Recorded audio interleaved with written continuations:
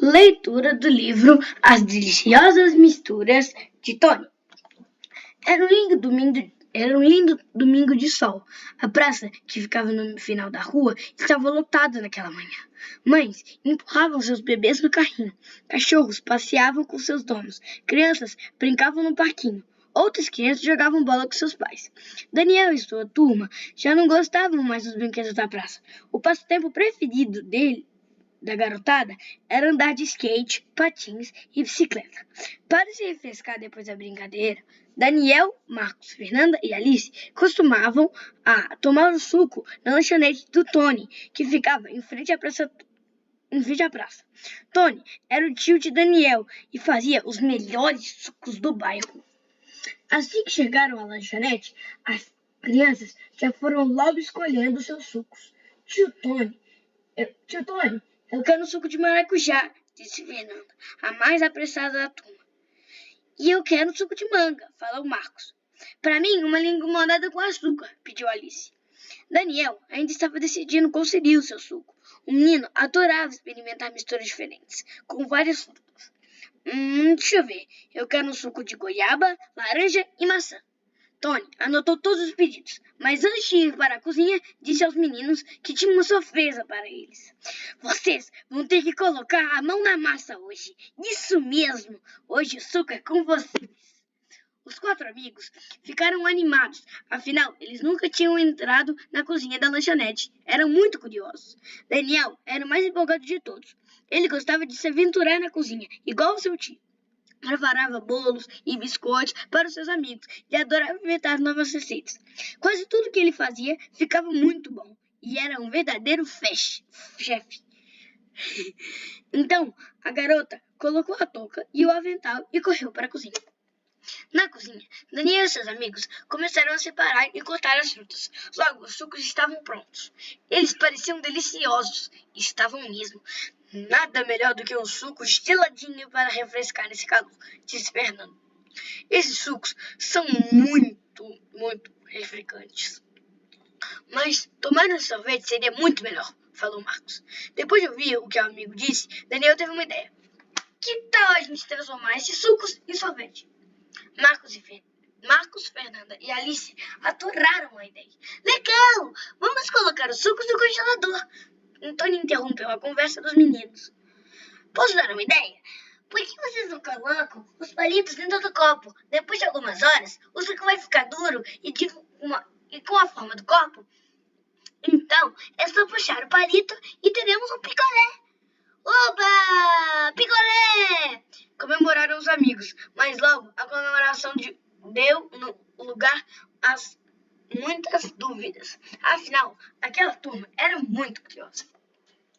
Mas como o congelador transforma o suco em picolé? O picolé é suco endurecido? Por que o picolé é tão duro se o suco é molengo? O picolé pode virar suco de novo? Calma, crianças. Eu vou tentar explicar tudo para vocês. Galera, não se esqueça de deixar o like e se inscrever no canal. Ajuda muito. Enquanto os sucos estavam no congelador, Tony puxou uma cadeira e sentou-se junto com as crianças em uma mesa de lanchonete. Vamos começar do início. Vocês concordam que o suco que vocês fizeram ocupa o lugar dentro do copo? As crianças balançaram a cabeça para cima e para baixo, em um sinal de sim. Tony continuou. Por isso, podemos chamar o suco de matéria. Na verdade, tudo que ocupa algum lugar no espaço é chamado de matéria. Vocês, essa mesa, as cadeiras, o ar e a matéria. Nossa, como você é inteligente, tio Tony, interrompeu Daniel bastante surpreso. Como você sabe dessas coisas? Perguntou Marcos. Quando eu era pequena, eu era uma criança bastante curiosa, igual a vocês. Eu adorava as aulas de ciência, respondeu Tony. Então, foi a vez de Fernando interromper. Mas o suco, como que ele se transforma em picolé? Como eu ia dizendo, a matéria tem muitas características. Uma delas é o que chamamos de estado físico, disse Tony. Nós já aprendemos isso na escola. O suco que fizemos está em estado líquido, lembrou Daniel. Isso mesmo, Daniel. E depois que passa por um tempo no congelador, o suco continua a ter os mesmos ingredientes de antes. Só que ele passa a estar no estado sólido, explicou Tony. Então, o picolé é o suco no estado sólido, concluiu Alice. Isso mesmo, concordou Tony. O tio de Daniel explicou que todo dia podemos observar os 3 estados físicos da matéria: sólido, líquido e gasoso. As crianças já sabiam que o suco estava no estado líquido e o picolé está no estado sólido. Mas e o gasoso? Antes que alguém perguntasse, Tony foi logo dizendo: quando colocamos água para ferver, por exemplo, ela começa a virar vapor. Vapor nada mais é do que a água no estado gasoso. Fernanda ainda não estava satisfeita com a explicação. Mas porque o suco passa do estado líquido para o sólido no congelador? Perguntou ela. Tony parou, pensou e respondeu: tem a ver com a temperatura. Um local com a temperatura mais baixa faz o suco passar no estado líquido para o estado sólido. A resposta fazia sentido, mas os amigos ainda estavam com a cabeça cheia de dúvida. Quando Fernando estava se preparando para fazer mais uma pergunta, Tony viu um velho amigo entrando na lanchonete e respirou aliviado. Oi, Rodrigo, você chegou na hora certa. Você vai poder me ajudar muito. Deixa eu te apresentar meu sobrinho Daniel e os amigos dele. Rodrigo não entendeu muito bem, mas seguiu Tony até a mesa onde estavam os meninos. Crianças, este é meu amigo Rodrigo. Rodrigo, meu primo. O nome do meu primo é Rodrigo. Ele estudou comigo quando tínhamos a idade de vocês. Hoje, ele é professor de ciências e ele pode ajudar a entender tudo sobre o picolé. Rodrigo não entendeu muito bem. Picolé? Que picolé? O professor explicou que existe no mundo, ou seja, a matéria-prima, tudo que existe no mundo. O professor explicou que tudo que existe no mundo, ou seja, a matéria, é formado por muitos pedacinhos minúsculos iguais. Isso são chamados de moléculas. O movimento desses pedacinhos está relacionado com o estado físico da matéria, ou seja, é esse movimento que vai definir se a matéria está no estado sólido, líquido ou gasoso. Mas quando eu olho para o suco, ele parece uma coisa só, disse Fernando. Rodrigo respondeu. Não conseguimos ver as moléculas a olho nu. Elas são tão pequenas que podem ser vistas pelo microscópio. O microscópio é um aparelho que aumenta milhões de vezes a imagem de um objeto, como se fosse o zoom de uma câmera fotográfica, só que muito, muito, muito mais poderoso.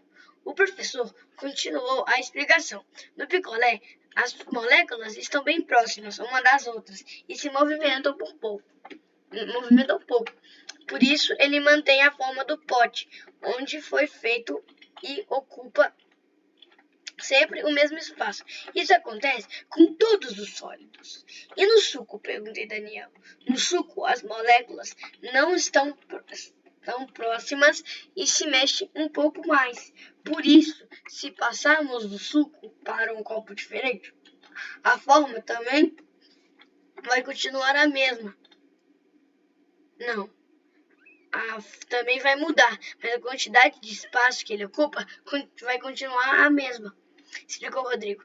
Então, no estado gasoso, as moléculas estão bem separadas, perguntou Alice. Isso mesmo. Por exemplo, as moléculas do vapor d'água se movimentam muito e ficam distantes umas das outras. Por isso, o vapor não tem sempre a mesma forma e não ocupa sempre a mesma quantidade de espaço. Os 4 amigos nunca tinham parado para pensar naquele mundo microscópico que estava à sua volta. Nossa, eu nem imaginava que acontecia tanta coisa dentro de um copo de suco, disse Marcos. Mas como a temperatura entra nessa história? Perguntou Fernanda. Como a temperatura de material diminuiu, suas moléculas começam a se movimentar menos. E isso faz com que o suco virar picolé, explicou Rodrigo. E quando a temperatura aumenta? Perguntou Alice. Quando a temperatura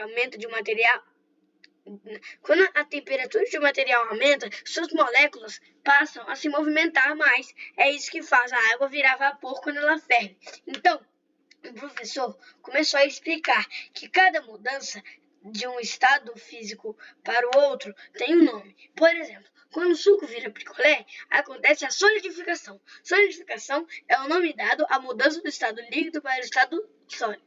E quando o picolé derrete? Perguntou Daniel. Quando o picolé derrete, acontece a fusão. Fusão é o nome dado à mudança do líquido para do estado sólido para o líquido.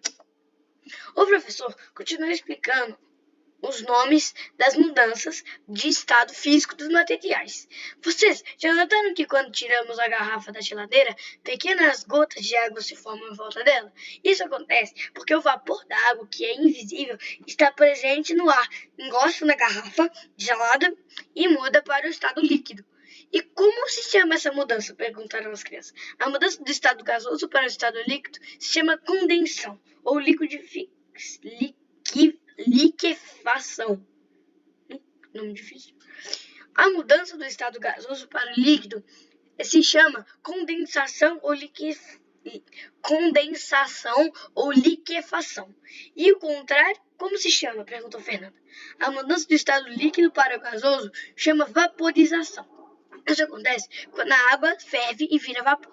Então, Rodrigo disse que também alguns materiais que podem mudar do estado sólido direto para o gasoso ou o gasoso direto para o sólido sem passar pelo estado líquido, sublimação é o nome dado a essa mudança. Mas como ela acontece? Perguntou Daniel. Essa mudança não é muito comum, mas quem já comprou picolé na praia, com certeza já viu essa mudança acontecer bem de perto. As crianças não sabiam o que o professor estava falando. Então ele explicou que na praia os vendedores usam gelo seco para que não deixar os sorvetes derreterem. O gelo seco, na verdade, não é feito de água. Ele é feito com um gás congelado. Quando o gelo seco entra em contato com o ar, ele muda direto para o estado gasoso. Por isso, sai aquela névoa quando o vendedor abre o isopor. As crianças ouviram toda a explicação com muita atenção. Então, começaram uma brincadeira que tinha que lembrar das outras mudanças que aconteciam nos materiais do dia a dia. Se colocamos manteiga numa panela, ela derrete com o calor do fogo. Isso é uma fusão, que é a mudança do estado sólido para o líquido, disse Daniel. Alice continuou.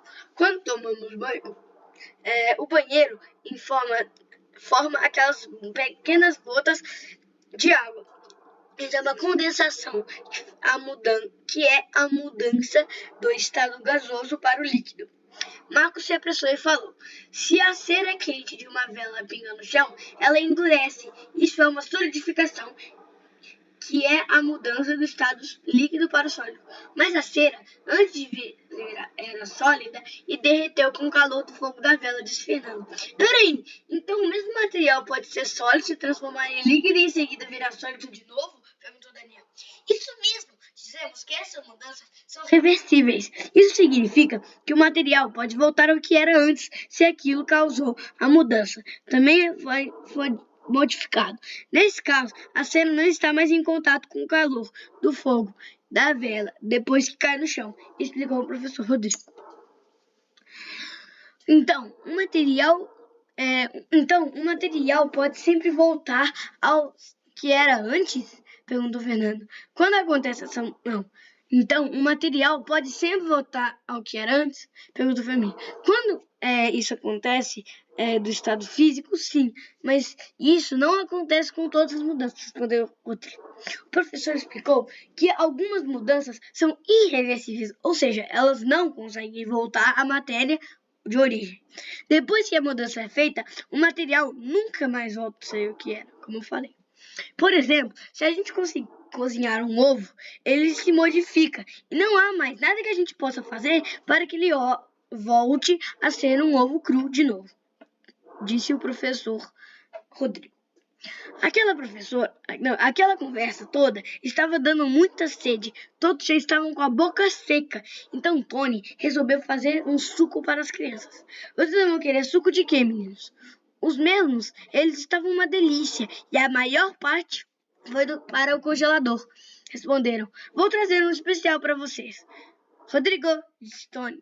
Não, vou trazer um especial para você, Rodrigo, disse Tony. Não, Tony, muito obrigado. Eu quero algo mesmo, por favor. Tony voltou rapidinho com os sucos e a água. Pronto, aqui estão as bebidas. Maracujá para a Fernanda, manga para o Marcos, limonada para a Alice e para o Daniel, goiaba com laranja e maçã. Acertei? Sim, tio Tony, responderam as crianças. Assim que Tony colocou os sucos em cima da mesa, surgiram mais perguntas. Daniel, seu suco está com a cor engraçada? Está meio rosa. Cadê a laranja? Perguntou Fernanda. É mesmo? Até parece que isso é só goiaba, disse Marcos. Então, as crianças resolveram perguntar a Tony se ele tinha mesmo colocado o suco de 3 frutas que Daniel pediu, com goiaba, laranja e maçã. Coloquei sim, elas estão todas misturadas no copo. O professor Rodrigo aproveitou a conversa no copo. O professor Rodrigo aproveitou a conversa sobre o suco e falou: isso é o que chamamos de substância composta ou mistura. As crianças entenderam muito bem e logo começou a chuva de perguntas. O que é substância composta? E o meu suco também tem substância composta? Mas substância composta se bebe? Não faz mal para a saúde? Calma, crianças. Eu vou tentar explicar tudo para vocês. Também ele é um professor. Primeiro, o professor começou dizendo o que é uma substância. Chamamos de substância o conjunto de moléculas. Moléculas são aqueles pedacinhos minúsculos que formam tudo que existe no mundo. Eu já falei sobre eles para vocês, lembra? Ele continuou a explicação. Dizemos que a substância é composta quando ela mistura as moléculas diferentes. Por isso, ela também é chamada de mistura. Os sucos que vocês estão tomando são substâncias compostas ou misturas? São compostas ou misturas. E quando a gente não mistura as moléculas? Não, peraí. E quando a gente não mistura moléculas diferentes? Quando uma substância é formada por moléculas iguais, dizemos que ela é pura. A minha água é uma substância pura. Só tem água aqui no meu copo e nada mais. Mas o nosso suco também parece que é feito de uma coisa só. Eu não consigo ver substâncias diferentes misturadas aqui, disse Daniel. Isso é o que chamamos de mistura homogênea. O suco é feito com várias substâncias, mas a gente não consegue ver a diferença entre elas, porque elas estão muito misturadas, explicou Rodrigo. O professor completou. Se vocês olharem o suco da Fernanda, vão ver que há sementes de maracujá no fundo do copo e que o líquido amarelo está na parede de cima. Nós conseguimos ver muito bem que há substâncias diferentes no copo. Isso é o que chamamos de mistura heterogênea, ou seja, homogênea, que tem só um monte de coisa que a gente só consegue... Não, tipo, que tem um monte de coisa que a gente não consegue ver e heterogênea, que a gente tem um monte de coisa que a gente consegue ver. Então, vamos beber nossas misturas. Tchim, tchim, brindaram as crianças. Mas todos estavam curiosos para saber se a mistura de Daniel era gostosa. Posso provar um pouquinho do seu suco, Daniel? Pediu Fernando. Claro, respondeu o menino. Ele aproveitou para oferecer aos outros amigos. Alice recusou. Eu não gosto de maçã. Se desse para separar, impossível. Como é que a gente vai separar as frutas se elas já estão todas misturadas? Disse Daniel com um ar de quem sabe tudo. Sabichão. O professor interrompeu. Na verdade, Daniel, existem muitas formas de separar as substâncias de uma mistura. Mas quando a mistura é homogênea, como o seu suco, isso é bem difícil. É preciso usar técnicas complicadas. Mas tirar as sementes do meu suco de maracujá é fácil. Eu posso passá-las por uma peneira. Disse Fernando.